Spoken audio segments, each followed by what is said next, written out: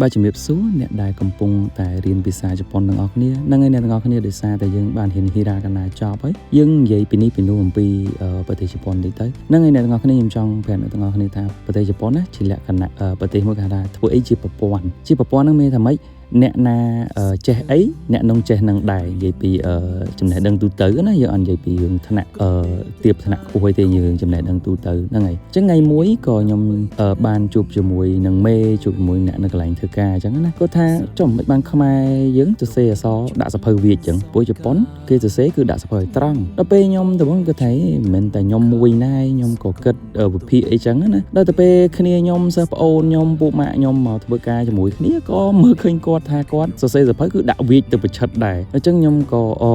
តែពិតវាមួយយ៉ាងហើយក៏វាអត់មានខុសមានត្រូវដែរតែកណ្ដាបើក្មេងៗយើងដាក់សភៅឲ្យត្រង់សរសេរទៅគឺវាទម្លាប់ល្អអញ្ចឹងណាអ្នកទាំងអស់គ្នាហើយសម្រាប់ខ្ញុំបំណាច់ថាយើងទៅស្រុកគេអីចឹងអាណាដែលទម្លាប់ល្អយើងរៀនពីគេអញ្ចឹងឃើញវាល្អដែរខ្ញុំក៏ចាប់ផ្ដើមសរសេរដាក់សភៅត្រង់ទៅហើយទម្លាប់កូនក្មេងខ្មែរយើងអញ្ចឹងណាបើអាចបរៀនគាត់ឲ្យដាក់អក្សរ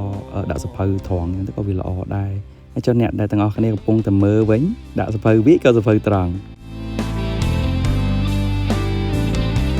អរគុណច្រើនអ្នកទាំងអស់គ្នា See you next